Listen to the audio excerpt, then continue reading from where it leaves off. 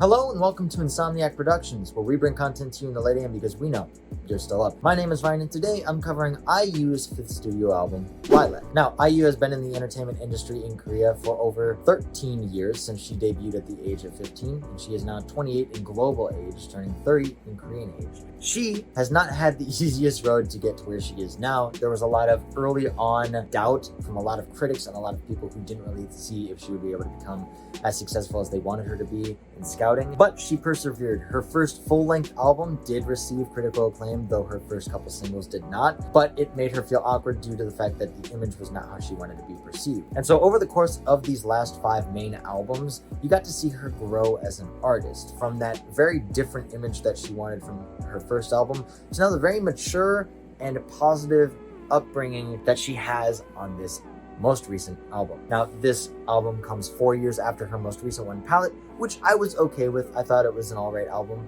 but I wasn't too huge on it. I felt like it was some really good vocals, some nice instrumentation, but it kind of left me with a little bit more to be desired. On this new album, though, I think it's actually the best iteration that IU has ever had in her music career. It is a full maturity from where she used to be to where she is now, and it has a lot of longing for the future while appreciating the now and remembering the past. And I think that is a perfect example of her career so far.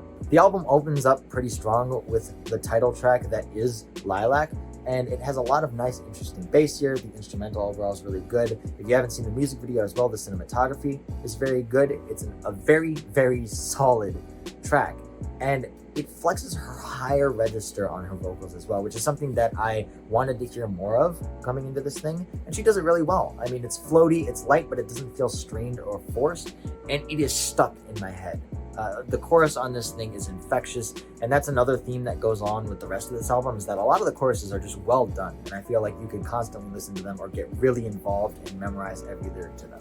Now, on the flip side, there are some other tracks on this thing that have less meaning. Lilac, as an example, which I didn't get into, was a lot more about the start of her journey to now, remembering her past, but also embracing the change that is the future. It was a very nice track that had more depth to it.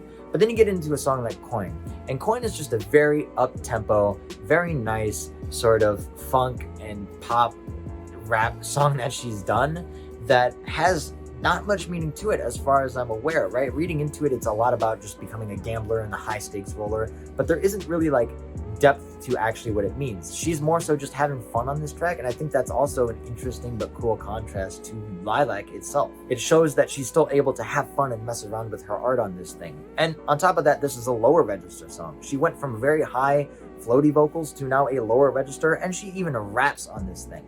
And one of the problems that I usually have in mainstream Korean music is that a lot of times these big groups will throw in a rap verse just because they have a designated rapper and because they need to utilize that somehow. And sometimes it can be very off-putting and it isn't executed as well. But I think IU, even though she was supposed to have, I believe, CL rap this verse, even though she did it, it felt fine. It felt right, and it felt like it was designed to be in the song from the start. And when you build a song up from the ground up like that, it's great, honestly. On top of that, the build up to the chorus on this thing, as well as the chorus, is one of the most addictive things I've ever heard recently in music. I mean, I found myself listening to this song on repeat when it first dropped because God, the vocals are so good. You go on to other songs on this thing. I like the Dean feature with Troll. I felt like that was nice. It was different than what I expected from Dean, to be completely honest with you. I don't know why. I think it's because in recent music that he's done, it's been a little bit more down, a little bit more of a darker style, and this was a little bit more up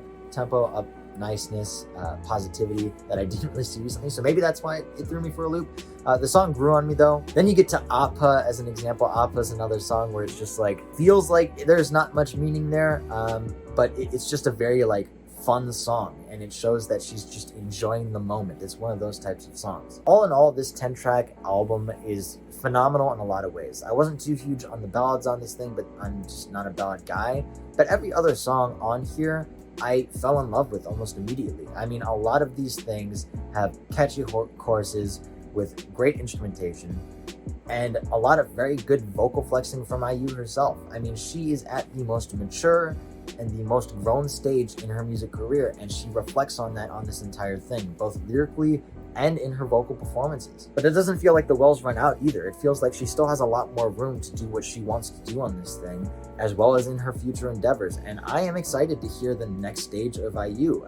This record, to me, is the best that IU has shown the public. It's the best that she's shown her fans. And it is also just an ode to what has been and what will come. And so, yeah, with that being said, this is a quicker review. I'm going to say that this album is a certified 9 out of 10 and a certified sleepless, meaning that you should check this thing out. You should skip sleep if you can to check it out. Don't actually skip sleep. Don't do that. But if you have the chance to listen to it, or you haven't listened to it yet and you were hesitant, I recommend that you just do it. Get it out of the way, go listen to it, because I guarantee that there's going to be at least one song on this thing that you absolutely fall in love with. For me, it was Coin, but Celebrity, Lilac, Appa, Troll, they're all really good songs.